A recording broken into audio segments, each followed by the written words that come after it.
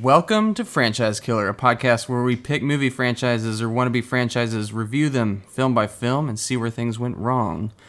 Or right. And this is our first time on different mics, and hopefully we sound a lot better. I am psyched for the mic.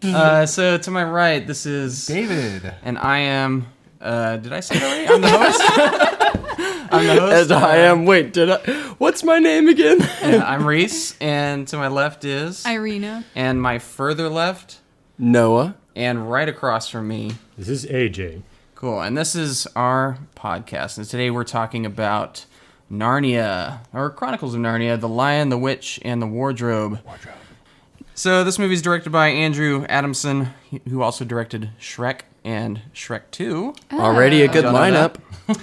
Starring Georgie Henley, Skander Keynes, William Moseley, Anna Popplewell, all names you have not seen in any other movie because nothing happened for them after this one, unfortunately. They're all Scandinavian. One of them, at least, for sure. Yeah. Skandar. You can't avoid that. Probably related to, like, the guy who did It. Yeah. Tilda Swinton, James McAvoy, and Liam Neeson. And our my favorite. Yeah, we got a screenplay written by, like, four people.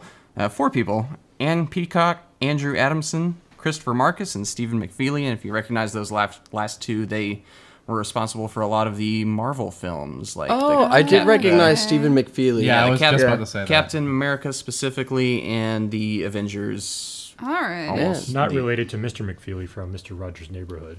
Actually, yes. That was his uncle. What? No, I don't know. Got him. You got me. So this was based off the novel by C.S. Lewis. Of course, everyone probably knows that. You'd be surprised. I actually haven't read or even listened to the book on tape about Narnia, but I know. I feel like no. I've read a couple of them. The books, at least. I read The Magician's Nephew. I think I knew. There's one with like a silver apple.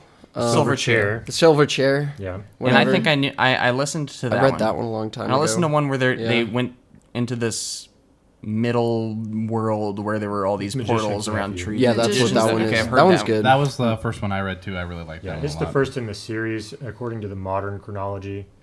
Wardrobe was the first published and also obviously the best known. So yeah. Oh, okay. Anyway, on this podcast, we break down the story paragraph by paragraph, and these are taken from Wikipedia for now, which is totally okay. Totally okay. And every single time you gotta excuse it, even though you're saying it's perfectly fine. We did our research. It's okay to take from Wikipedia, and so I will. Anyway, do you all want to...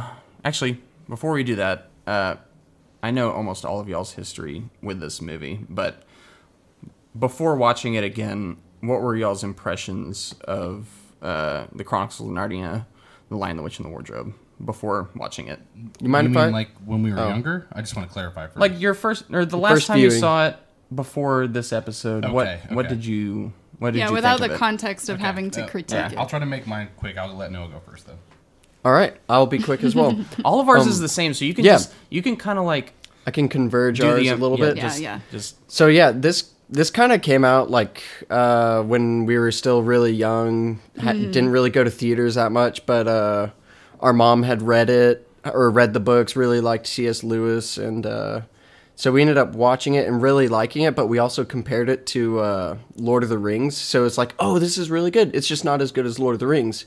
So we already had like kind of our preference, but we still really enjoyed it. Yeah. I remember essentially.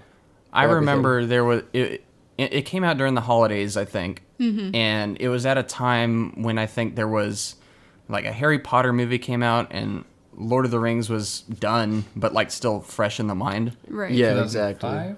Yeah, 2005 is when this came out. Yeah. So Lord of the Rings had finished up in 2004, and fantasy was kind of like a big thing that I always kind of associated with the holiday season, and Narnia kind of like filled that slot. Yeah. But I felt like it didn't, even though I liked the movie, I felt like it didn't like scratch the same itch that Lord of the Rings and even Harry Potter did. And that was one of your first, like, your last impressions when you saw it before this? Yes. Oh, well, my last impression, I feel like I've seen bits and pieces of it on and off since the theaters, but I don't know if I've actually watched it all the way through since then. Yeah. Same goes for the sequels. So. Okay. Well, for me at least, I remember when I first saw it. I don't even think I saw it in theaters. I may have, but I can't remember. But I do remember watching it in my house before I even moved to Texas when I was a lot younger. And I just remember loving it. Like I remember the first movie being done, and not too long after I heard they were going to make a sequel, I think. Yeah. And I was just amped. I was like, you're amped for Narnia. Again, dude, I was all about it. This is just because of his crush on Susan, by the way. Anna Popplewell. Whatever her name was. I was all about Hermione at that time, so. Oh yeah. I hated Hermione because I wanted to be Hermione. You can't be Hermione. For some reason, in my child's brain, I thought they would come find me in the U.S., pluck me out of class. So you wanted to be what I had a crush on. Don't put it that way. Don't make it weird. Don't make it Irene's weird. like, I can put on a British accent. Did you have a crush on Emma Watson or Hermione Granger? That's the question. It was a mix of the two, where it was like I liked Hermione from reading the books and listening to it on tape, and then they cast pretty attractive girl in her place, so it was like kind of both of those converging into like a kind of a crush. Yeah, so that's understandable. Yeah. So you love Beauty and the Beast then? And then which one was it? Like the fourth one where she's like finally like she is all made up, and you're like, oh, okay, oh, nice. Like, I see you. That's where I started to think that they were straying from the books a bit, because she was always. We're going on a Harry Potter tangent. We can't do this. Anyway, AJ, what was your first impression of Narnia? So I never saw it in theaters. Pretty sure I'd read the Narnia series by the time it came out, because I was in high school. So really saw the movie. It was playing during like tax testing or whatever during school. They had that on, or whatever field trip. Just whenever they pulled out the old TV on a cart for school, Narnia was my on a cart. Yep, my memories of that. So I don't think I ever like really saw it straight through. I remember it coming out and me being probably less than optimistic for it matching the books. Yeah. But in the same vein, it also, the Lewis and Tolkien connection, and then the Lord of the Rings and Narnia connection, just because of the fantasy.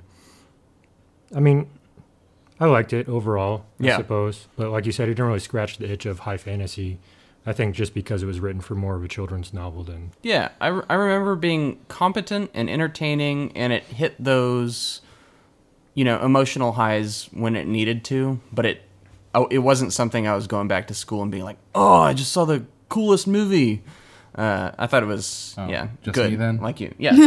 I thought it was... And I don't know. I feel like our enjoyment of it was enhanced by our mom, who really loves the source material and really took to this movie. For me personally, I remember going to bed listening to Narnia books on tape. Yeah. And so that was kind of just bringing back that world.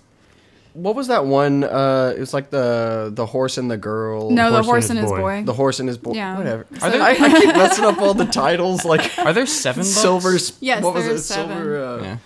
I think they had at one point they were thinking about a 7-movie franchise, but I think they strayed from that. I guess we'll talk about that towards the end of the episode, maybe, or on the next one. Is that what this podcast is about? I don't know. Weirdly, who knows? What's it called again? Where are we starting on this one? Where are we starting? What do you mean? Like have we even hit the first paragraph of this? No, we're about to get right into now. it. So let's thanks for subtly pushing that along. Hey Reese, you want to start? Subtle. Yeah. All right, let's go. During World War II, the Pevensey children, Peter, Susan, Edmund, and Lucy, are evacuated from a London suburb to Professor Diggory Kirk's country home. While the Pevenseys play hide-and-seek, Lucy discovers a wardrobe and enters a fantasy world called Narnia. Seeing a lamppost, Lucy encounters the faun Mr. Tumnus, who invites her to his home. He puts Lucy to sleep by playing a lullaby on his flute. When Lucy wakes up, she finds Tumnus grieving. He explains that Jadis, the White Witch, has cursed Narnia to 100 years of winter. If a human is... I almost said hummin. If a human is encountered, they are to be brought to her. Tumnus cannot bring himself to kidnap Lucy, so he sends her home. When she returns to Professor Kirk's house, hardly any time has passed, and her siblings disbelieve her story. So, wow. What'd y'all think of the opening to this story, the bombings, and then the introduction to the Pevensies and the introduction to Narnia? I actually think that's one of the selling points of it. I think they did a really good job with the whole intro into the world and then like backing into the wardrobe and then like, whoa, Also, another world. Like, props to Harry Gregson Williams for an excellent film score. Oh, the score is... The music is just beautiful. The score is great, except for, like, I like that song, the main theme, the lady, with the singing, the lullaby song at the end. No, at the beginning, it during the train. Oh, the breathy one. It's like a breathy, like ASMR. Oh. Yeah, I like and hate that song at the same time. Like, I couldn't make my mind up on that one, but it was fine. Yeah.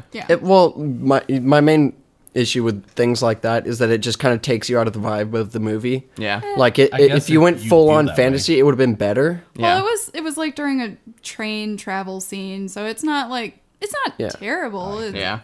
I'll say I feel like a pitch for this movie was like, imagine Narnia mixed with a Thomas Kincaid painting.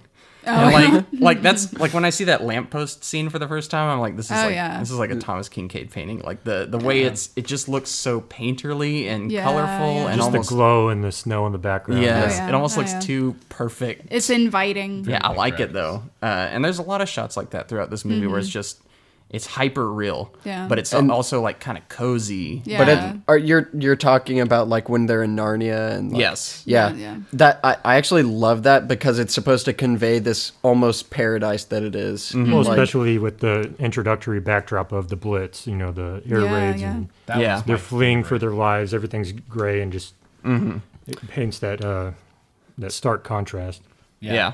I thought that was intro. Yeah, I think that's probably the best part or the best section of the entire movie. Yeah, just and the section was just like the first 5 minutes. Is that what you're saying? No, that stretch is actually pretty far. It goes like about 25, 30 minutes before she goes into the wardrobe. Okay, I didn't know this. I thought you were talking about mainly the part where the bombings were happening. No, I'm talking. I did love that part a lot. I'm talking because this is everything that Reese stated in that first paragraph. Yeah. I'm talking about the whole like the bombing, them leaving, the house they're set up in, and then them going to Narnia, talking to Tumnus, running back. Yeah.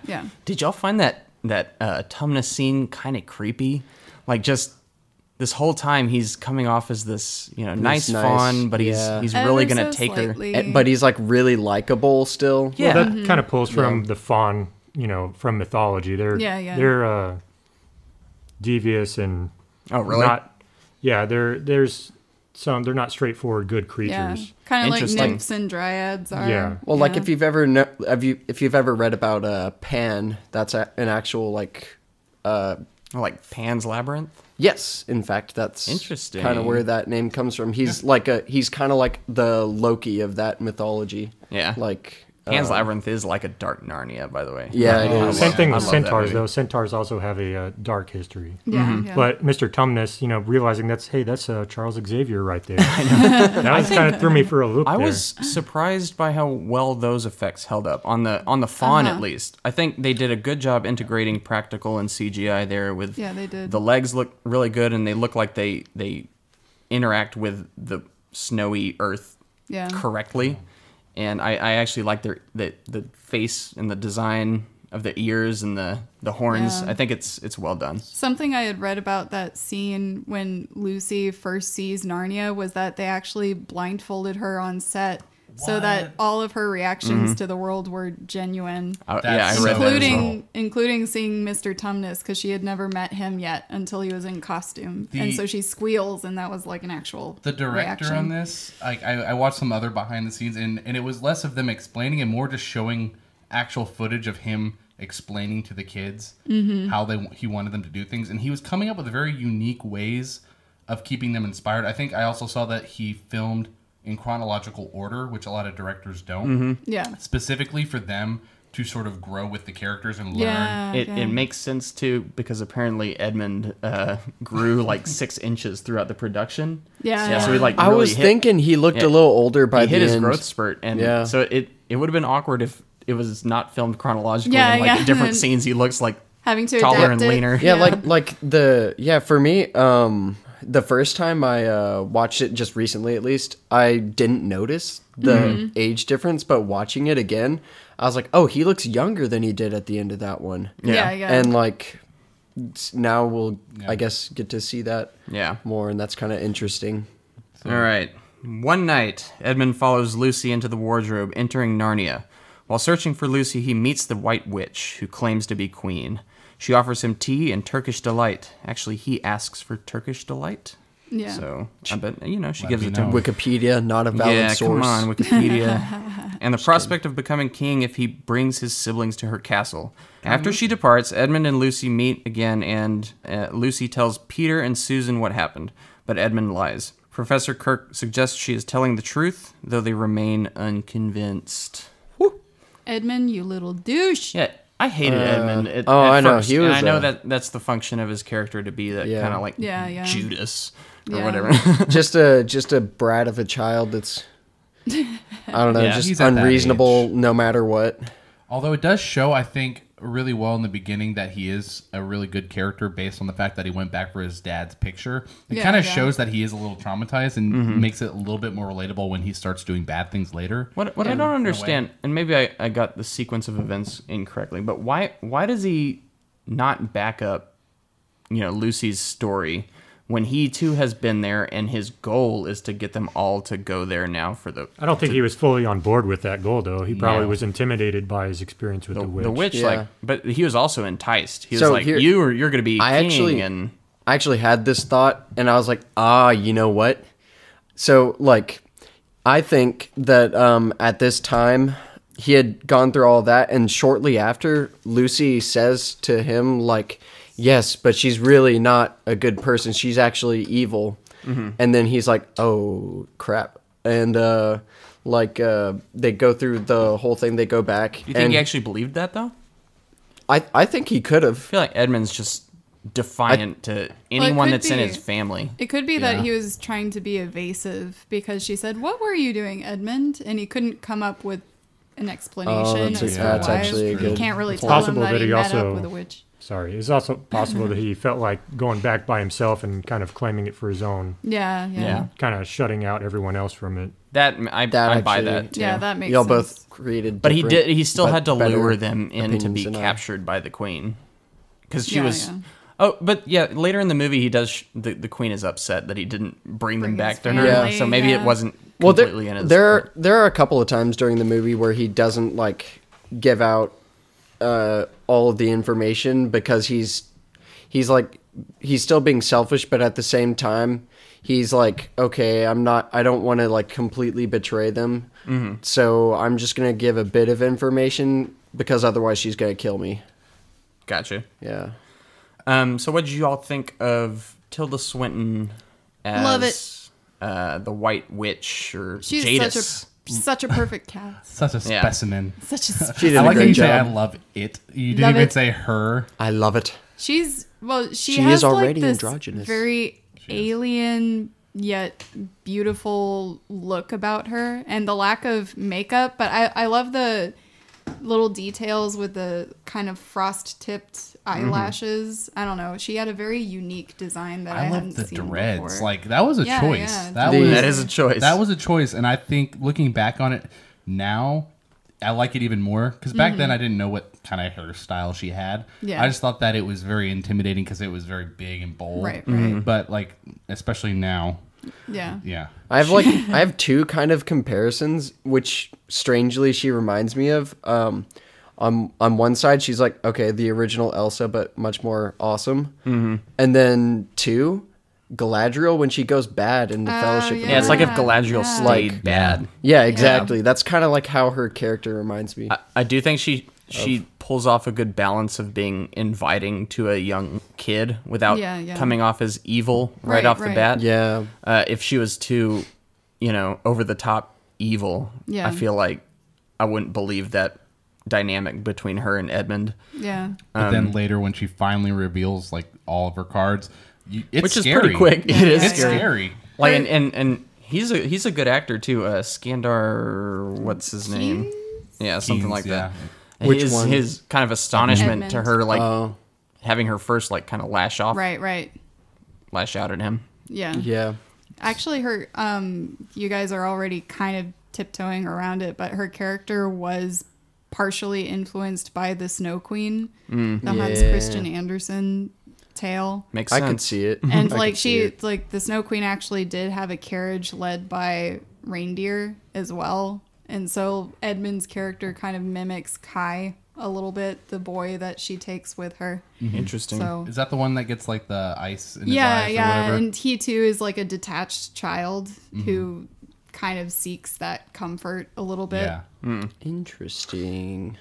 While running away from Mrs. Macready after accidentally breaking a window, the 4 siblings retreat to the wardrobe and enter Narnia, Peter and Susan doing so for the first time. They briefly castigate Edmund for lying and force him to apologize to Lucy. Then they discover that the witch has taken Mr. Tumnus, and they meet Mr. and Mrs. Beaver, who tell them about Aslan. According to the Beavers, Aslan intends to take control of Narnia from the witch. The 4 must help Aslan. Sorry about the delivery, guys. The 4 must help Aslan. It has been prophesied that if 2 sons of Adam and 2 daughters of Eve sit in the 4 thrones, the White Witch's reign will end. Yeah. So going back a little bit, I really loved how Peter completely alphas Edmund in that moment where he makes him apologize.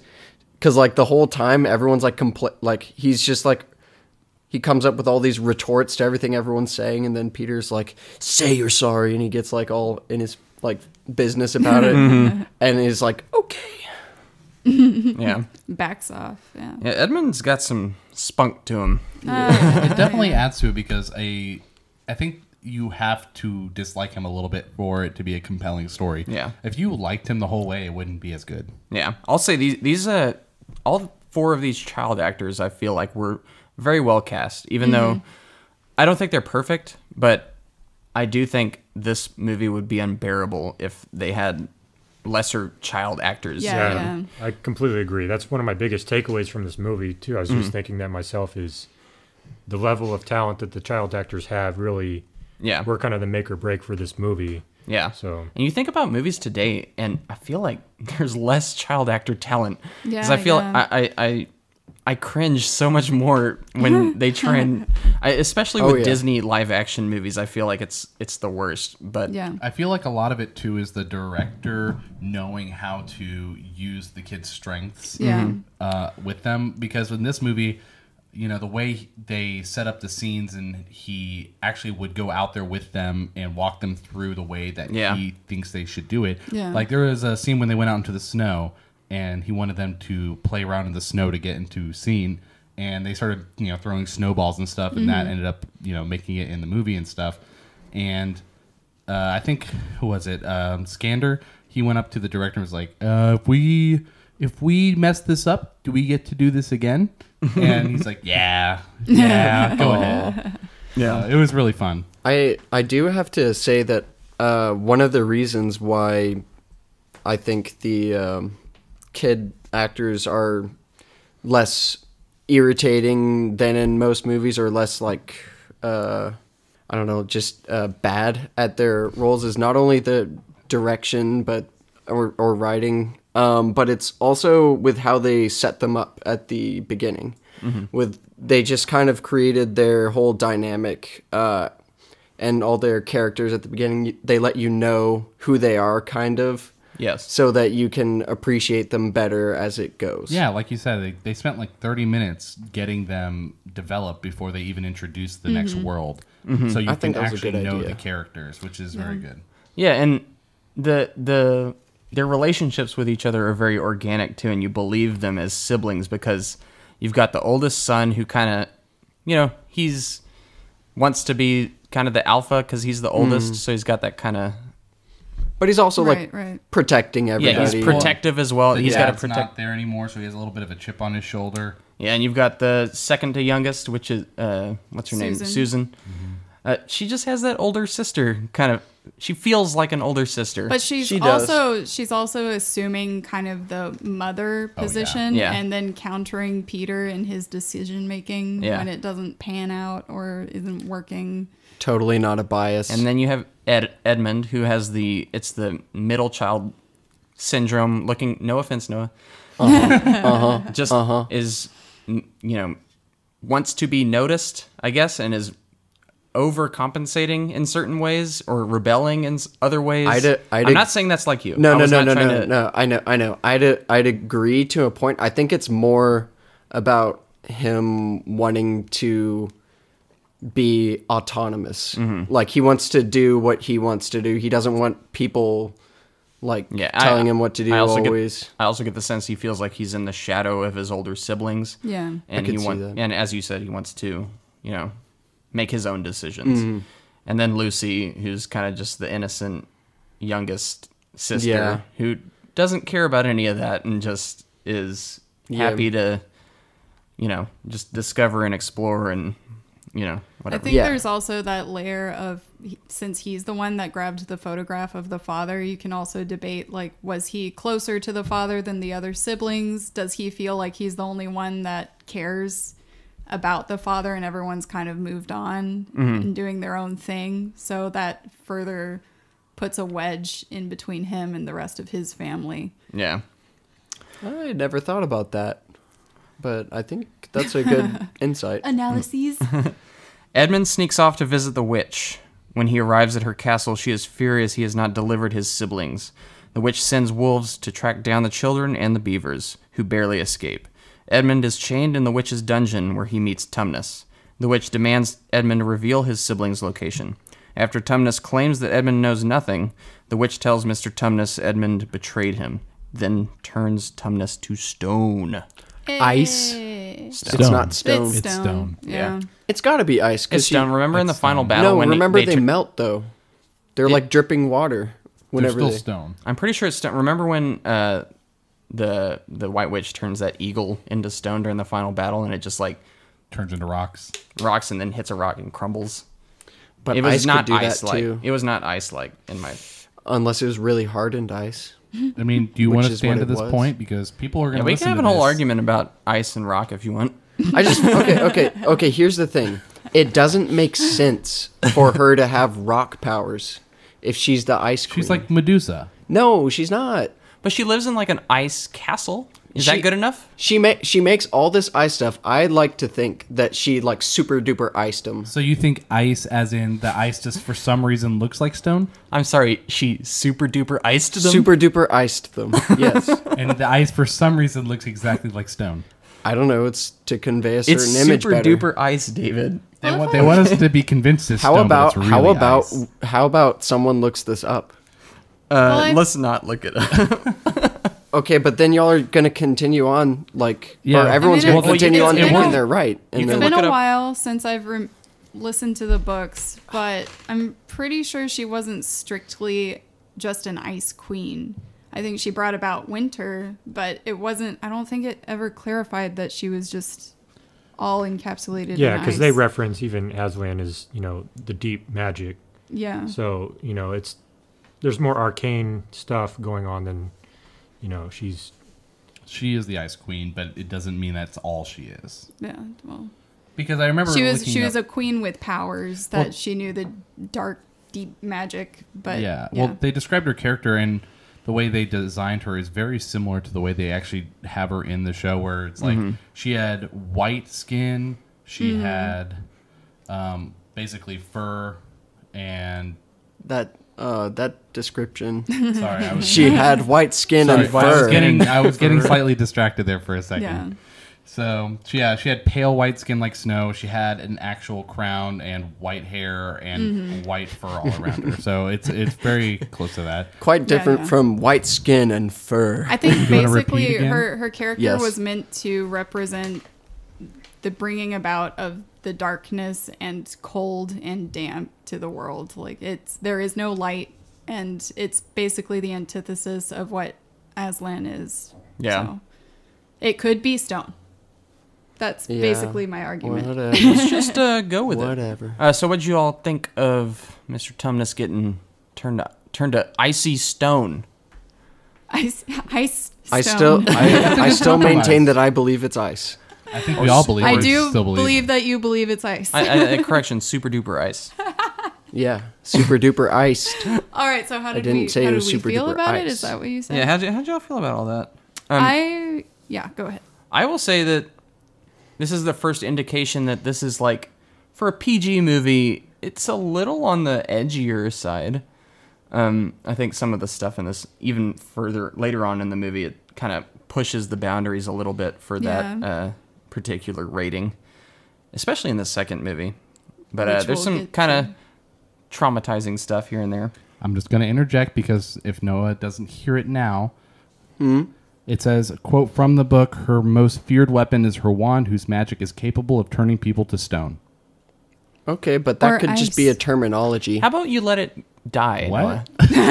Turning people to stone so people would understand what happens. I want to hear Reese's point. That was the end of my point. I was just saying this movie is a little more intense than the average PG Disney movie that I'm used to. Yeah. But I'll keep moving on.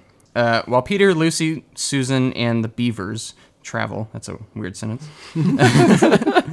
Sounds like a band from the 70s. Yeah, it does. Peter, Lucy, Susan, and the Beavers. They hide from what they believe to be the White Witch. It is really Father Christmas. Hey. Just call him Santa Claus. I've been good this year. Father Christmas. A sign that the witch's reign is ending. Spoiler. Father Christmas gives them weapons to defend themselves. Lucy receives a healing cordial that can heal any injury and a dagger to defend herself. Susan receives a magical horn that will summon help and a bow and quiver full of arrows. Peter receives a sword and shield. A shield? You get the shield. Sword and shield. I just love What's that, number 2 or 3? the way I successfully read these off every time. After evading wolves led by Malgrim, the group reaches Aslan's camp. He's not even ever named in the movie, so I just had to... Is that the little dwarf? One of the wolves. I think I'm pretty sure he is. He's the captain of the wolves. Yeah. Aslan is revealed as a huge and noble lion who promises to help Edmund. Later, 2 wolves ambush Lucy and Susan. When Peter intervenes, Malgrim attacks him, and Peter kills him. Some of Aslan's troops follow the other wolf to the witch's camp and rescue Edmund. Peter is then knighted by Aslan. So what'd y'all think of Liam Neeson as Aslan? I love it. Best choice they made. I think out of all the animals, the effects on him are definitely the best. They put all their money towards that one and did not leave a lot remaining for the wolves and the beavers. Honestly, I thought they looked all The right. beavers were fine. The wolves looked bad. Yeah, the wolves weren't great. Okay, I mean, compared to the rest of them. Hold on. So I'll maintain that they're not as good as the others, but I still think they look fine. Like, I think I was distracted by their eyes, which like kind of swivel around in their head. Like, I could just tell that it was not real. So the thing is, and I only watched a little bit about the making of the characters. So Aslan, you're right, they did put a ton of money into making sure he was real. They didn't want to CGI him fully, so they actually had a full model, like designed with fur and everything, and the eyes and multiple parts were animatronic that they constantly had 3 or 4 people manning. And I don't know that about the wolves or not, but that was a big... They even had a breathing mechanism inside of Aslan. From what I heard, it seemed like there were parts where the wolves were completely digitalized, but then the part where they were tearing through the beavers' home, they had actual wolves that they brought over to New Zealand. And I noticed that because they looked real. Yeah. But they had to, like, I remember reading they had to CGI their tails. Because when they released the wolves out, they were so happy to be playing around that they were wagging their tails. Yeah, so they had to make... They're like, they're not very threatening. We need to change I did not read that. That's so cool. That's cute. So, yeah. We got our whole...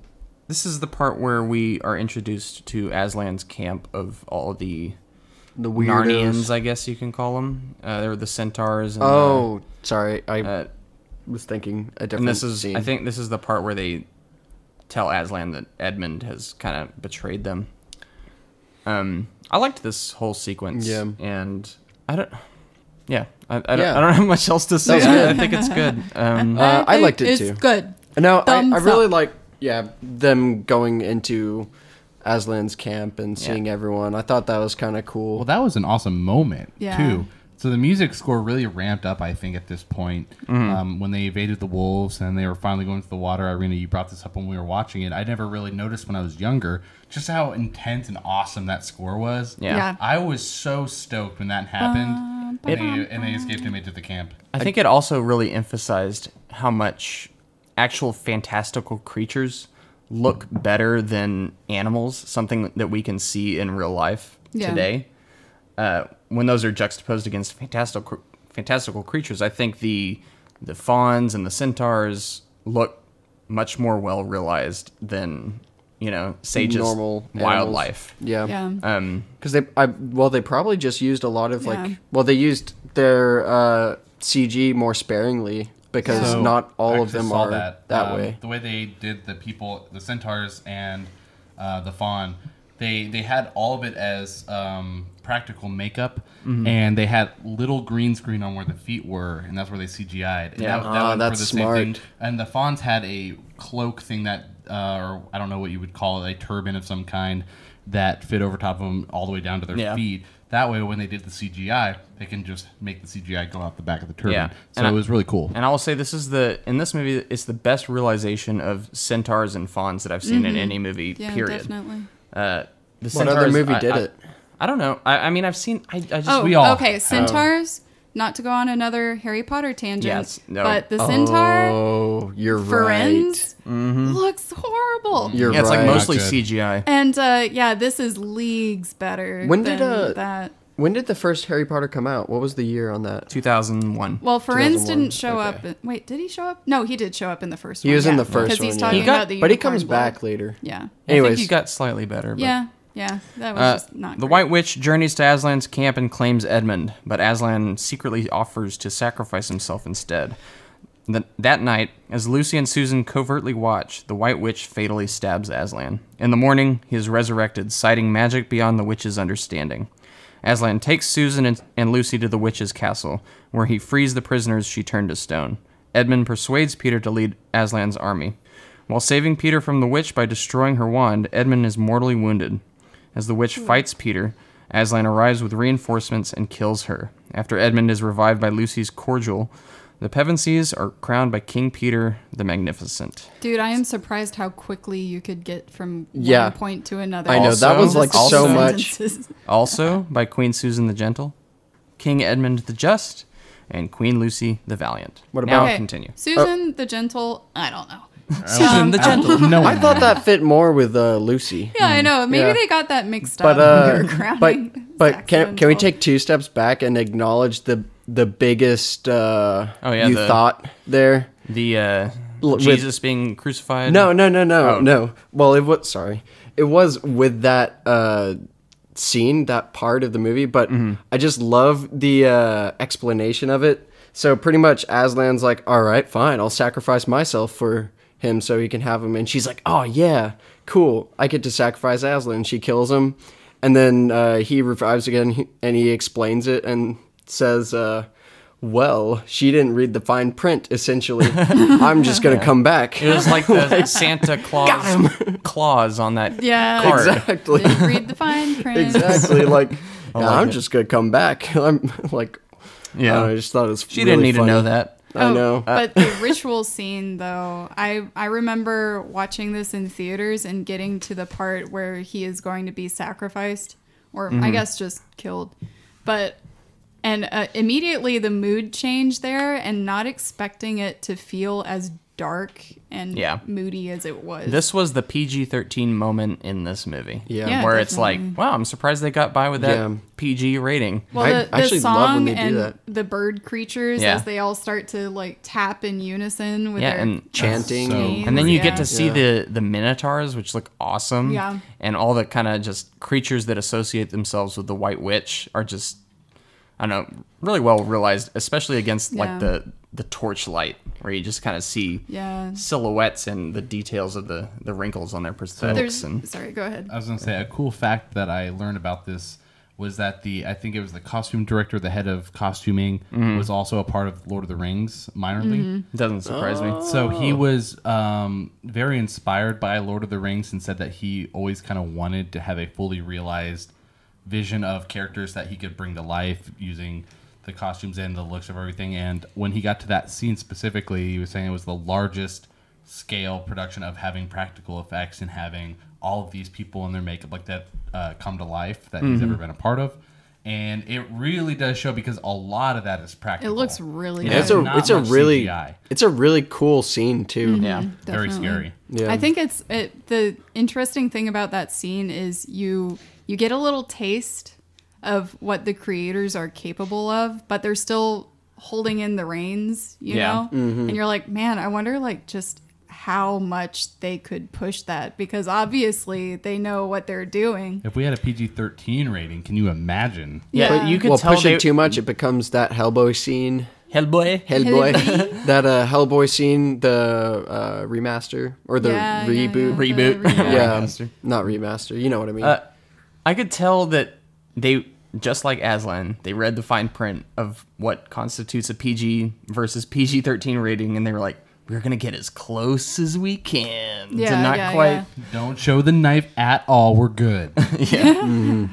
So this also leads into the final battle. What'd y'all think of how the battle was... Way too quick. Yes. Yeah. I also thought that the Pevensies developed their skills way too quickly. We didn't get a montage. And I honestly, as much as I do like portions of this movie, I didn't like them leading the charge in this battle. Having been in Narnia for a few days. Let these 12-year-olds go. So I think as far as that goes, they were definitely there longer than that, but they had to consolidate a lot within one movie. And I actually, weirdly, I think this would have benefited with having 3 movies if you just kind of like separated parts. This one movie, it would have been really cool. I would say maybe 2. I don't think this concept. I don't think this. I don't know. You you could definitely I bet they cut out a lot of story to patch it together, because there's a lot of stuff that happens. There is in this, and they could have spread it out and it would lead to more of an effect, and let them hit their growth spurts for the second movie or third movie. So they yeah, that would be great. Oh man. I actually kind of like how the battle was set up. One thing when I'm watching battles is it comprehensible? Can you tell what's happening and who the bad guys are and who the good guys are? Yeah. And I think it does a good job of, laying out the geography of the fight. Oh, yeah. And I never was confused by what was happening, which is a good sign of a director who can manage a whole bunch of units. Right. Or a whole bunch of actors. You said something that just made me think, oh yeah, that is actually, they did a really good job of this. But in most movies, whenever they do a battle, everyone's either wearing like 2 different kinds of armor, or I'm always thinking how do they tell who's their friend and who's their enemy? Because they all look the same.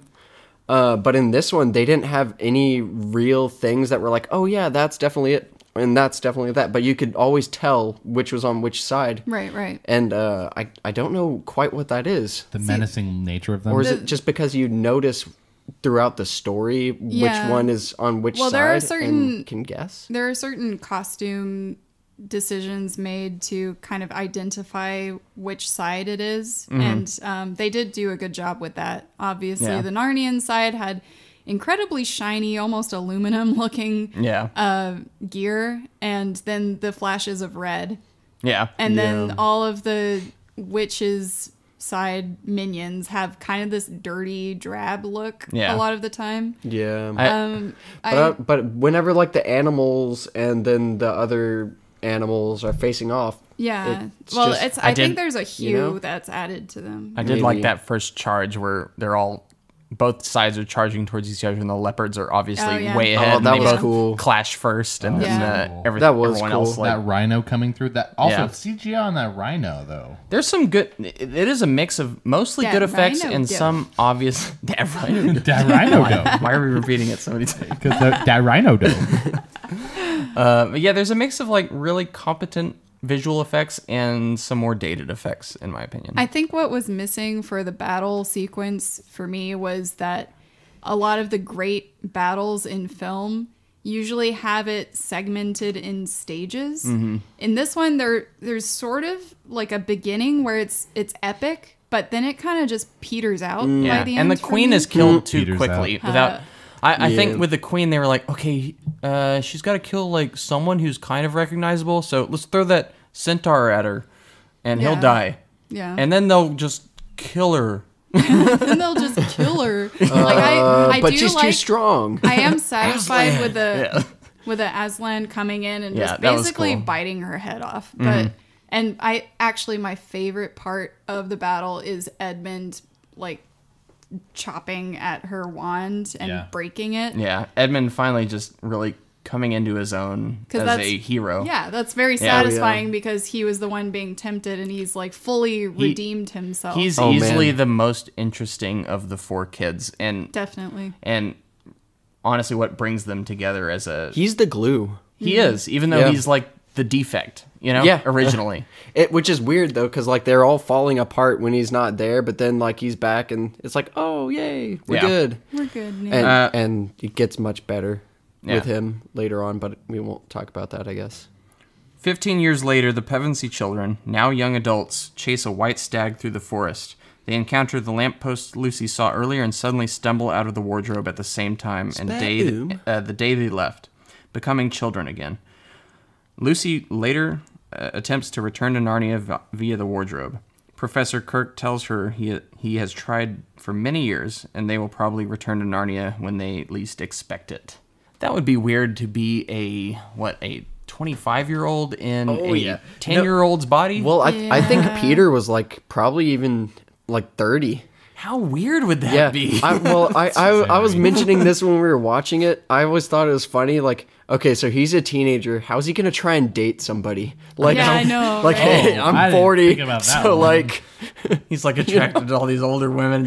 Exactly. Yeah, that's or attracted to younger women again and feeling weird about it. I feel like that's a logic that C.S. Lewis didn't like follow through. It's like, not important. These are innocent kids. I guess you could just say their consciousness reverts back to how they were when they were in there, because it was only a moment. Except it doesn't, because they have total recollection of everything. Yeah. But it's...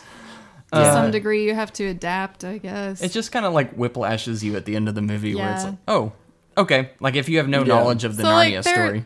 Their reaction when they come back, I guess it's just some kind of magic nonsense whatever, but when he catches, or he throws the ball and Peter catches it and he's all like, you wouldn't believe me if I told you. Like it was kind of more like a, wow, we were just on like a 2-hour trip to a magical land. It does make you wonder if it made it feel like it was a dream to them, like a very real dream, or if it actually felt like 20 years. Yeah. Well, I wonder it was how long supposed to have actually felt like those years. Well, I wonder how long it was in. Well, it was actual years. It's like an alternate. Yeah. No, not there. How long it was in the real life? It had been 15 years for them.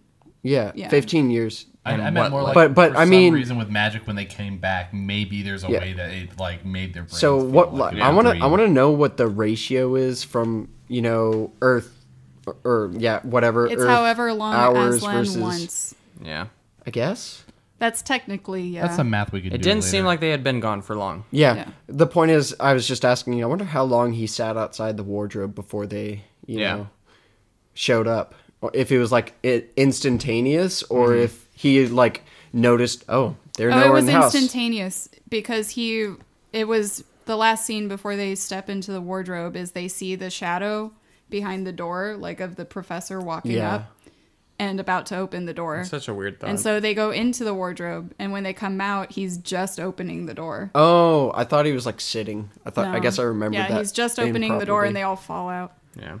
Yeah. Anyway, that wraps up our story of the Chronicles of Narnia, Lion, Witch, and Wardrobe. We're going to take a quick break, and when we return, we're going to talk about this franchise, how this movie did, what critics and audiences thought, and whether it hurt the franchise as a whole. So, stay tuned.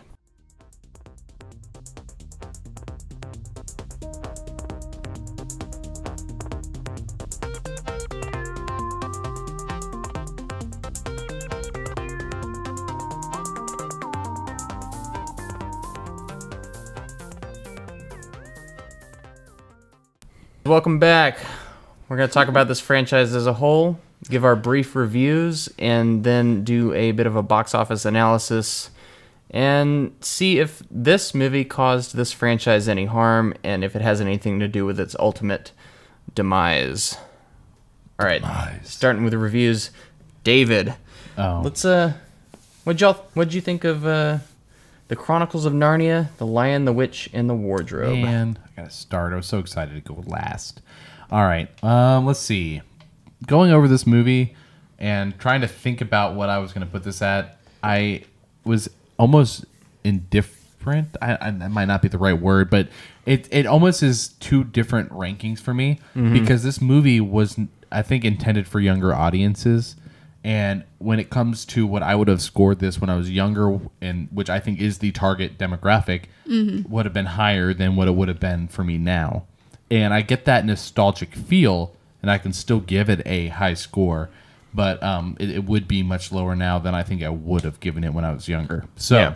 Can I say something Go ahead. about that real quick? If you are going to rate it that way, just think there are so many movies that are aimed for kids that are just as good for adults as well. So, almost any of the Pixar movies. Yes, but I honestly think that this movie, I mean, as a kid, even though it's PG, it did not feel PG when I watched it. And I think they did a very good job of making it feel more dramatic. Gritty. Yeah, more gritty, more real than rewatching it. All right, do your thing. So I think as a kid, I would have probably given it like a 9 or a 9.5.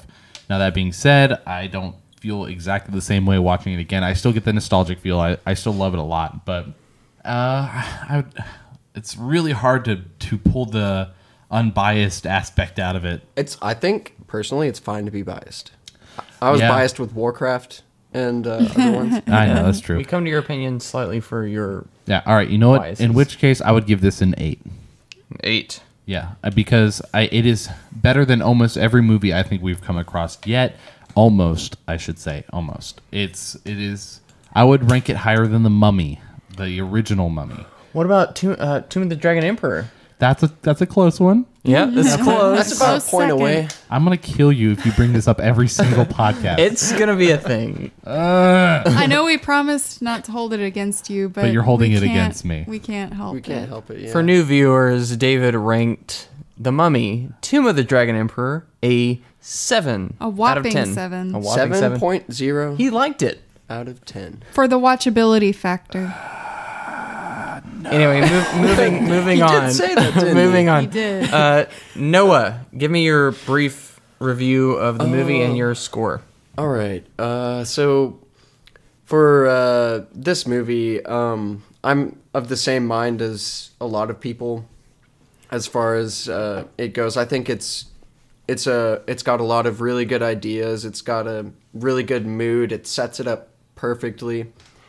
But it ultimately doesn't really have a driving climax. It kind of just has a battle and that peters out and that's it.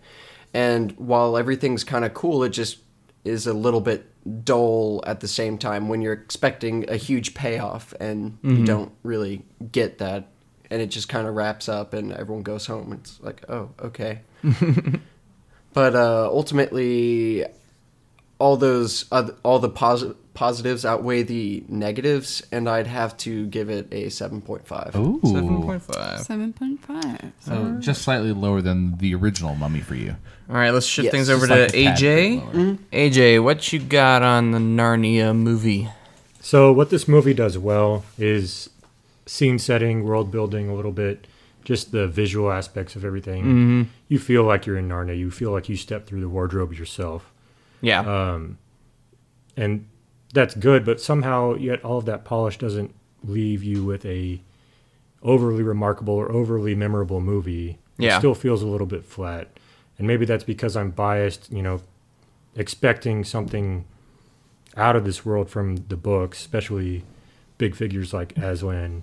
And I kind of expected more of a image of the sun, when he resurrects, kind of radiant, huge roar, deafening things in the battle. And some of that just didn't feel big. It didn't feel momentous. It's like it wants you to feel that way, but it doesn't quite hit that level.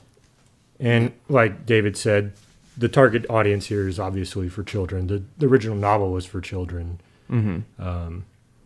It's a good fantasy movie. It's a feel-good movie. I don't know that I would rank it at the top of my list of favorite fantasy movies. Yeah. Overall, I'd probably say 7.5. 7.5. Just because of the feeling. Just because it is a pretty good movie to just watch and, with family and stuff like that. It's nothing that you're going to be writing, allegories or comparisons between the novel and things like that. But So other than Lord of the Rings, is there other movies you would put in this genre above it that you can think of?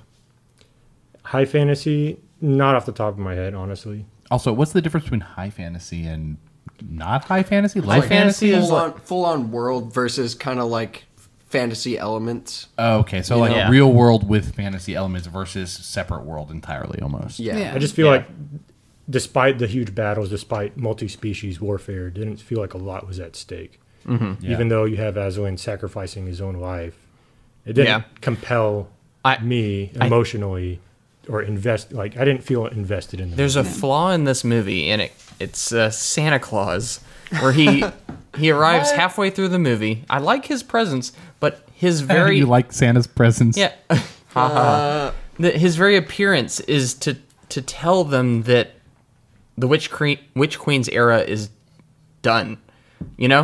That's like his reason for coming back out to Ding dong, the witch is dead kind of thing. Okay, like I already know it's inevitable that the queen is going to be defeated. Yeah. So the stakes right there are just kind of muted a little bit. Yeah. So I agree with you there. Yeah, I never once, even in the beginning, thought that they were in any danger. This is still a kid's book movie. Yeah. They kind of lead it on a little bit more that way, I feel like, for younger audiences, because I don't think people are going to pick it up as easily as we do. Mm-hmm. So it is hard when you're reviewing a movie that is more intended for younger audiences and trying to review it as an adult for that exact purpose. But sorry for interrupting. When you have literal people dying and such, I feel like That's the thing. I feel like they should have full swing made it not necessarily just a kids movie. I think they should have gone for the PG-13. I think there's certain aspects of this movie that reach out to an adult audience. It's just there are, but if they embraced every part of it though, I think it could have made it a little better. We'll compare the gravity of Mufasa versus Aslan. That's true. I feel like Mufasa has more weight to his character. You're hanging on his words. There's a visceral impact to what he says to you. That's because it's James Earl Jones. That's true, but I mean Liam Neeson isn't a slouch in that. Okay, fair. But you have a king, lion, and then you have almost I guess C.S. Lewis himself didn't say it was a straight allegory, but a picture or a portrait of the Christ figure. So yet Mufasa, in my mind, is more of a weighty character.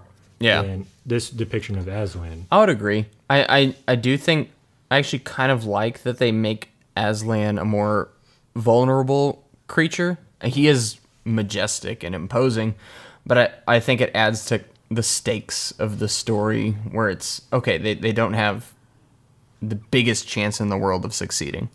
I like that he has a more vulnerable side, even though, Well, here's the thing. I think they could have played it a little differently as far as that goes.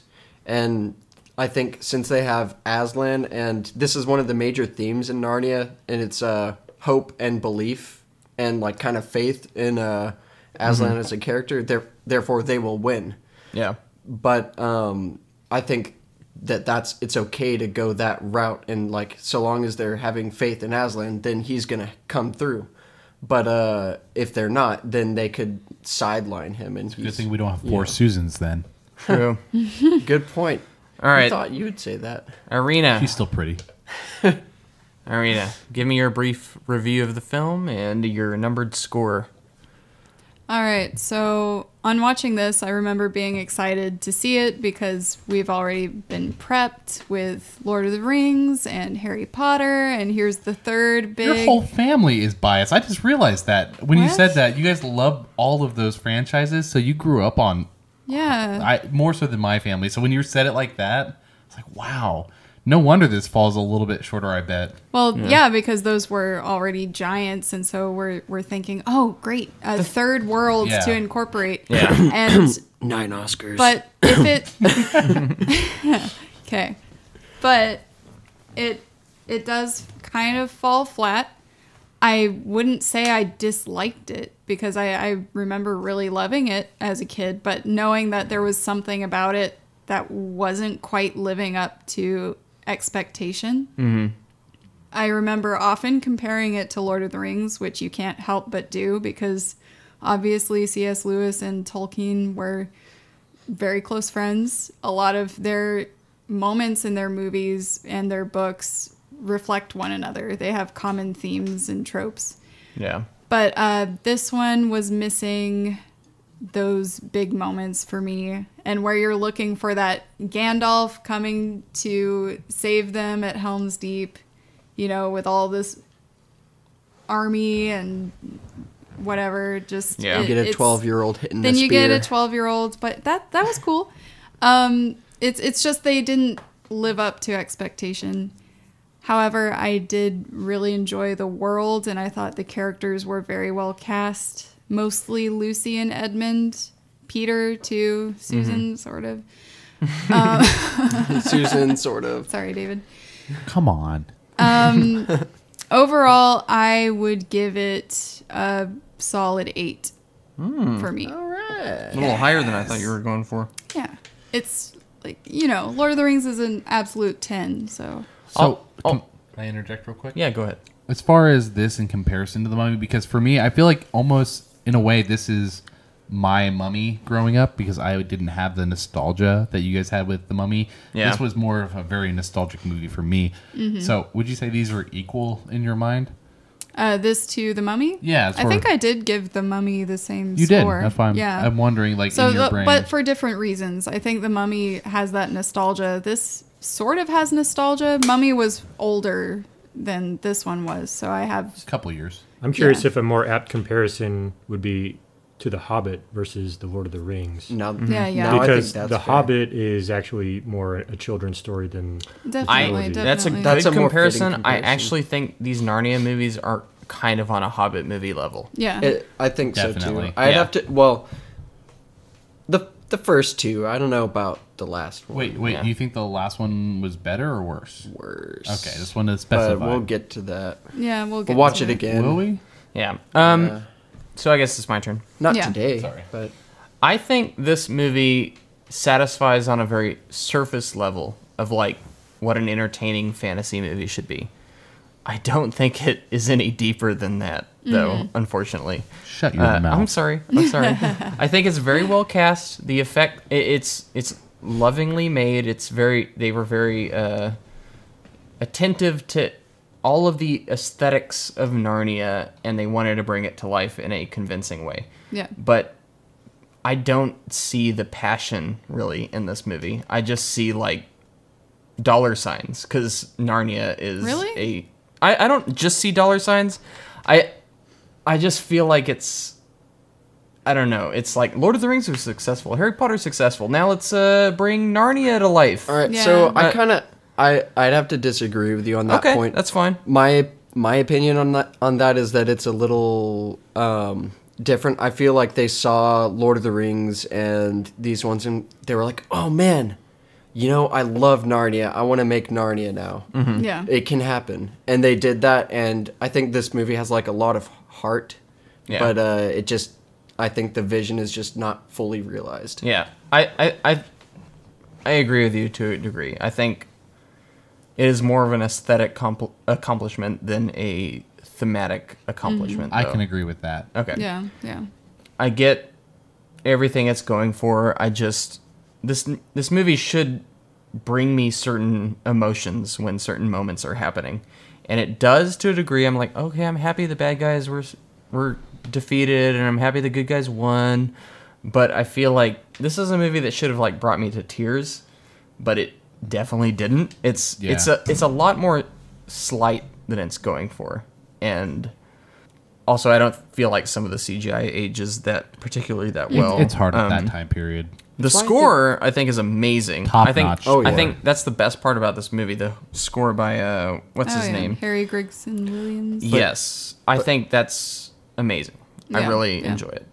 Other than that, though, watching it again, I wasn't really blown away by it. It's fine. It doesn't do anything egregiously wrong. I also don't think it makes a huge impression, though. And for that, I am going to give it a 7 out of 10. Yeah. I actually have something to say about that. I wish that they had given this whole camp arc as much time as they had given to the kids at the beginning. Yeah. You know? They just developed the characters a lot more. That way, whenever Aslan dies, it's a lot more momentous. Mm-hmm. Huh? Also, like multiple movies, that's why it would help. Exactly. I think what would have helped is that Aslan's death and then resurrection turnaround is really quick. So you don't really get to feel that sadness from everyone because immediately you're relieved. Oh, he's back. Oh, you know? Yeah, and also really in the beginning, highlighting, I guess you're limited, constrained by the PG rating. But if you highlight more of the suffering of the average Narnian under the witch's rule, and, you know, kind of bring it to the level of the introduction where you have the blitz, the bombing, people are terrified. I don't really, even though they're being turned to stone or ice, Noah, they're not really, I don't feel ice. their terror. Yeah. I don't feel their oppression. Oh no, forever winter. Yeah, it's kind of glossed over. You know, in the books, they're always, Aslan is coming. It's always a whisper on everyone's breath. Aslan is going to come save us. I don't really get that feeling from this movie. Yeah. And so I feel if you get that range of emotion set early on, then you would have that climax. It's a movie that could have used the extended cut treatment. Wait, Lord of the Rings got. This is why 3 movies. So I wouldn't say 3. I'm going to push back on that. I say 2. Hear me out. First movie, you set up with the whole, like, them moving over. You build those children's characters up until that. And they like, go through the world maybe, like, halfway through the movie. And then they meet Tumnus. They do all this stuff. They find the oppressive queen and all of that. Edmund's off doing his creepy thing. And he, like, betrays them, whatever. And that's the end of that movie. But okay, is that a satisfying climax for a full movie? Okay, there's a way that you can do that, but I don't think that there's a way that you could have that climax at the end, and that climax at the end would be seeing Aslan at the end of that movie, and then the second movie you build up Aslan's character, and have that whole like camp arc, the war movement, and him being back. Because, like, you can build up from the first one saying, like, Aslan's coming, that the end climax, Aslan has come, because most of the people watching this movie will likely know what Chronicles of Narnia is. Okay. But then the second one, you do that whole arc, you have Aslan's character build the whole encampment. And he dies at the end. And he dies at the end of that one. Okay. And then throughout the last movie, you can have that be the whole battle. And it can just be like this huge battle, and about the last moment you find out, oh my gosh, Aslan's coming back, and he like comes back, and he like just leads the whole thing over, and just okay, that's a compelling argument, but I would, if you were to make a trilogy out of these movies, I would say that they would have to be short movies. I would say that's fair, 90-minute movies apiece. I know that sounds weird, but. Well, I don't think they need to be. I would say either 90 minutes for the first two, the last one's longer. Yeah. Or I don't know. I still think 2 movies would be perfectly ideal for this epic story, but I could see an argument made for 3. I just think story-wise, there are 3 different parts of it. Almost as if it's like the wardrobe, the lion, and the witch. Oh, exactly, except in a different order. Witch. Well, I said the wardrobe, the lion, and the witch for your order. It would be the wardrobe, the witch, and then the lion. Well, the lion. Well, because the last one wouldn't be the witch. And the witch, because it's the fight with the witch. But the lion kind of fits in both of them. Let's move into this movie's success or lack thereof at the box office and with critics. So I'm going to open it up to you guys. What do you guys think that this movie did at the box office, and let's start with the box office. You have to give us budget first. I'm gonna give you the budget. The budget is $180 million for the first movie. Holy cow! I'm not surprised with all the practical and CGI effects. It's big, but it's not the biggest. What was hold on? What was Lord of the Rings budget? $90 million. $90 million, and this is literally twice as much. Yeah, but it was later. It happened 5 years later or something like that. There's a lot more inflation CG in 5 years. It definitely costs a little bit. Costs a little bit more. There's a lot more CG in this than Lord of the Rings. Lord of the Rings had a lot more practical. I would say less successful. I will let you know, I watched the whole behind the scenes and everything. There's a lot more practical effects in this than there is CGI. Mm-hmm. Yes, but... Well, as far as the character creation goes, the world building but compare is a it to Lord of the Rings, where almost everything was a practical effect. They, literally made sets that were... I know, but twice as much? Guys whoever is box office knowledgeable, let's give a guesstimate of how much this movie made worldwide, not domestically. My bet is 600 million. 630. 580. 580? I am inept, so have a guess, Andrew. just skip me. Just throw an answer out there. Just throw something out there. A lot of money. A lot of money. Andrew, you've right. It's at least more than I so you got, what, 680 and 530? No, 630. 580. 630, 580. All right, the movie did $745 million worldwide. Dang. It was a big hit at the box office. It wasn't as huge as Harry Potter or Lord of the Rings, but it did well. That's a third place spot right there. Yeah. So, what do you think critics thought of this movie?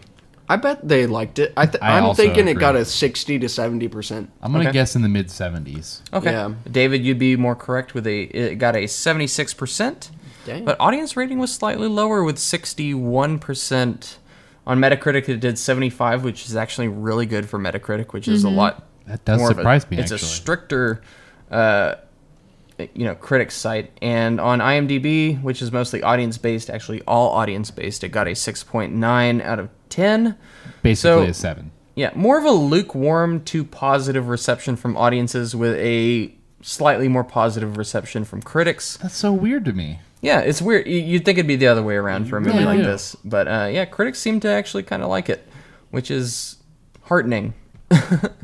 Rare feat. Which leads me to believe that this film had virtually no effect on the franchise, and I think it didn't affect it as a whole at all. Oh, it did. It got the money. Yeah, it was a good intro to a potential Chronicles of Narnia series.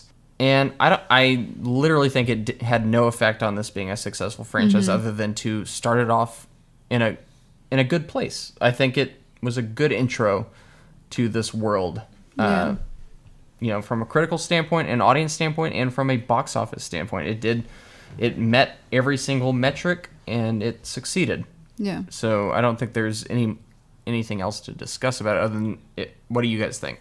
I think that its success also relied on kind of the giants before it, because everyone was already primed for fantasy being the next big thing, and that since they had two examples of movies that had done really well, they were excited for the third entrance into the fantasy world, and I think its success heavily relies upon those two. Yeah, and the audience responded accordingly. Yeah. Do you guys have any other takes on... Is there anything you think in this movie that may loom over the franchise in a negative way that might have resulted in it ending prematurely? I think maybe just the limitations of the source material. Some of the books in the series aren't really prime for film adaptation. There might be more of a niche, content. Magician's Nephew and Horse and His Boy are notably the controversial ones that are kind of out of place in the series. Yeah, that's right. They definitely picked the most cinematic based movie first. Sure. Yeah, and that's a good thing because Wardrobe is, like I said, it's the biggest of the series, the most recognizable. Right. And you have Magician's Nephew, which is kind of the creation of Narnia. It's the prologue. It's kind of the story of Professor Kirk as a boy, and that's how he kind of has experience with the wardrobe. But things of kind of the in between worlds with the pools leading to different dimensions is not the most compelling. There's not a linear story arc. Yeah. So if they picked maybe, I guess they did 3 overall. They probably picked the biggest movie type that people can kind of get behind. That's a good point. Sink their teeth into. But it's wise to pick, all of them because they did pick the most epic one to start with. Yeah. Which kind of like sets you up towards a more kind of negative trajectory in terms of returns. But, you have to also introduce people to the world. Yeah. And this one is the second one. It was the first published, but second in the overall chronology. Yeah. Was the Magician's Nephew the first one? Yeah. Yes, Magician's Nephew was not the first published, but it's the... In chronological order. Yes. Well, yeah. So it's Magician's Nephew and Horse and His Boy kind of are outside of the main story arc. Right. So they're before we see these characters really in their story and ruling Narnia. But they become from children, to kings and queens of Narnia. So I would say they picked a good one to start with. I don't think that limits their potential for franchise. It might just be more so what they have to work with from the original stories. Yeah. Right. I just feel like they, judging by The Lion, Witch, and the Wardrobe being the most iconic, they started with the highest, most. But when you think about it, though, it also makes sense that they chose this one because the other 2 kind of don't have a real connection to this one. So people would watch the other 2 and then they'd be dropped into this one and think, oh, wait, what? Now, since I'm not knowledgeable in the novels, is this the first introduction of the Pevensies? Yeah. Yes. Okay, so that does make sense then. Yeah. You also, another thing about that is that when thinking about franchises, this movie kind of still predates that kind of world continuity of Marvel and the like. So they probably didn't have certain ideas for expansion of the series in that way, like world expansion. They're probably just thinking, okay, we'll just do this chronologically. These 2 don't really work, so let's do this one. And Prince Caspian makes sense. It's the same characters, kind of. Yeah. So it's like following the sequel trajectory. It's the cash cow of the series. I mean, to your point, they need to make money, obviously. I think, in a way, you can't blame this one for the franchise failing, but it's also the most widely known, from its name. Yeah. That no matter what comes after it, it's hard to, ramp up the same amount of anticipation. Right. So maybe this one did actually have a slight effect on the ones that came after it, despite its success. Honestly, because of its success. Yeah. Is why no matter what came after it, it was diminishing returns. Yeah. So I would say that this one had a slight effect on the franchise as a whole, coming to an end prematurely. Even though this is the logical introduction to the Pevensies, which are the main protagonists of the Narnia series as a whole, I would say it still slightly affected the future. Like, because it's hard to be as excited about a following title that has less, fandom behind it. Yeah. Very successful movie, even critically, and that's Chronicles of Narnia. It's kind of surprising and very happy for me. Yeah. Very happy for David. It's very happy for David. So we know that this franchise at least had one success story, and it was with its most important title. So that's comforting to know, at least. Yeah. If anything, I mean, they could maybe make an amalgamation of the other stories into kind of like a fan service, have bits and pieces of different various stories, and then maybe something new content. Well, that'll be something to talk about at the end of the 3rd episode. The Dawn Treader. Yeah, all right, that's the end of our episode covering the Chronicles of Narnia, The Lion, the Witch, and the Wardrobe.